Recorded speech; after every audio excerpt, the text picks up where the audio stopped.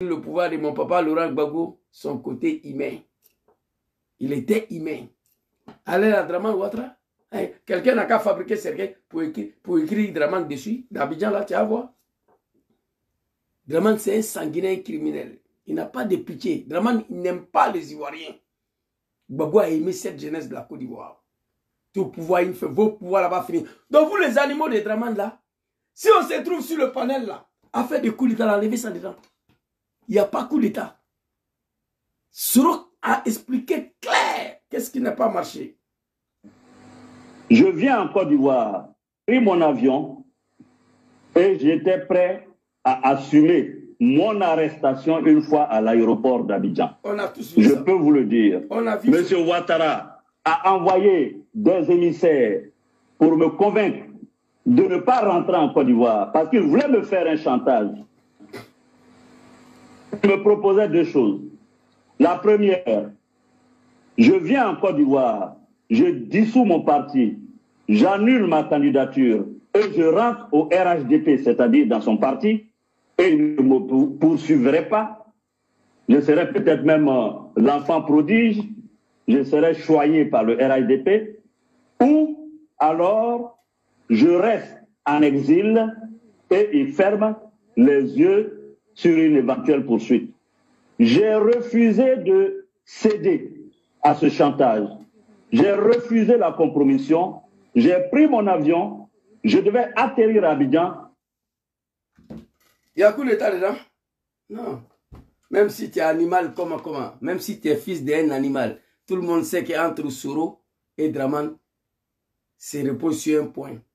Ne faites de dire non au diable, au criminel, au sanguinaire Draman Ouattara. C'est tout. Après d'avoir le installé au pouvoir. Vous comprenez? Après d'avoir le installé au pouvoir. Dans le mouton de Draman, Adnet et Crénier, moi et puis vous, là, on n'est pas la même chose. Moi, je ne suis pas parti à l'école. Contrairement à vous, mes cerveaux, là, ça y est, là, je suis plus intelligent que vous. Voilà. C'est de ça qu'il s'agit. Politique de merde de la Côte d'Ivoire, là, je connais. Draman n'a rien gagné comme élection, on va arriver sur ça. Moi, j'ai volé l'élection à Milan ici pour donner à Draman. J'étais le patron, vice-président du RDR, chargé des mobilisations. Mais je vais expliquer comment j'ai volé l'élection pour donner à Draman. Je vais expliquer. Mais vous voyez, les Bousmani, ils sont bien.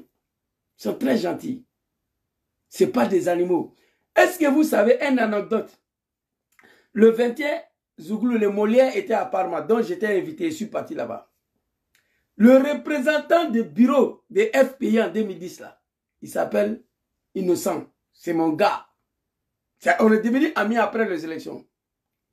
Quand on s'est vu à Parma, il dit, hé Zouzou, toi, tu nous es fatigué en 2010. Hein? Toi, ce que tu as fait, est-ce que c'est bon? Bon, si c'était les Djoula de Draman là, ils allaient me tuer. Le gars, il a déjà oublié ça. Il était le président du bureau 4, bureau FA. J'ai tous les documents ici. Même le procès verbaux des élections de 2010. Moi, j'ai des copies ici. Innocent, il était le président du bureau 4, bureau de FPI. On s'est vu à Parma. Au lieu de en découdre avec moi, non. Le gars, il a oublié. Il m'a embrassé, rigolé. Il m'a même offert quelques Red Bull à boire. Tu vois?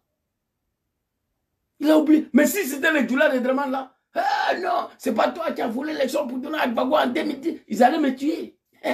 Ça, c'est une anecdote. Ça me dit je suis passé là. Alors, merci beaucoup Nelson G. Je salue tous ceux qui sont connectés ici. Mais moi, je vois rien sur mon écran là. Je vous salue. Donc ici, il est très clair qu'il n'y a pas coup d'État dedans.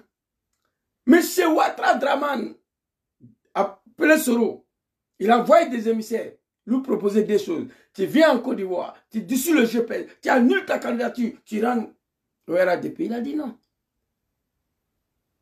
Comme ça, je ne te poursuis plus. Si tu refuses, tu restes en exil jusqu'à ta mort. Je vais fermer les yeux. Je ne vais plus te poursuivre. C'est ce qu'on est déjà là. Mais Draman, Côte d'Ivoire, ce n'est pas pour toi. Tu n'es pas Dieu. Tu n'as rien gagné en 2010. À ce chantage. Non. Je viens en Côte d'Ivoire. J'ai pris mon avion et j'atterrissais à l'aéroport d'Abidjan. Il me ferait arrêter. J'ai pris mon avion et j'ai... Malgré, il a dit au diplomate, allez-y, Diasoro, s'il vient, je vais l'arrêter. Malgré ça, Soro a pris son avion. Ce jour-là, Dieu seul sait, j'ai pleuré toute la nuit. Matin, nos camarades étaient en Bourget, en live. Je regarde le direct. Je ne me sentais pas bien même. Il dit, papa, qu'est-ce que tu fais là? Qu'est-ce que tu fais là? Moi, je ne veux pas voir ton arrestation par Draman Ouattara. Si quelqu'un devait t'arrêter, c'était papa Laurent Gbagbo. C'est lui qui devait t'arrêter, mais pas Draman. Il dit, papa Soro, s'il te plaît, ne pars pas à Abidjan. Je ne veux pas voir l'aéroport. À ton descente de ton avion, ils sont en train de t'arrêter. Je veux me suicider. Mais il n'a pas compris. Il a pris l'avion, il est parti. Malgré, vraiment d'ici, il vient, il va l'arrêter. Il a pris son avion, il est parti. Écoutez. Assumer mon arrestation, mon avion, tout en sachant que M. Ouattara avait dit à certains diplomates que si j'atterrissais à l'aéroport d'Abidjan, il me ferait arrêter. J'ai pris mon avion et j'étais prêt à assumer mon arrestation une fois à l'aéroport d'Abidjan. Je peux vous le dire. M. Ouattara a envoyé des émissaires pour me convaincre de ne pas rentrer en Côte d'Ivoire parce qu'il voulait me faire un chantage. Il me proposait deux choses.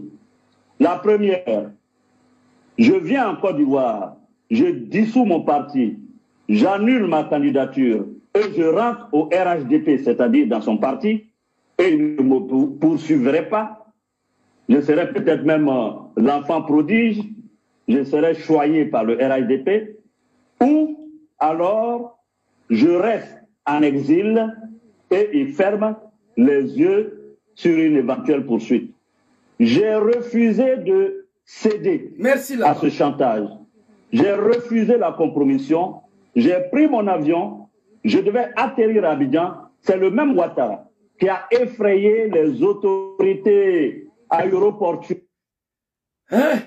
Non, ce jour-là, putain.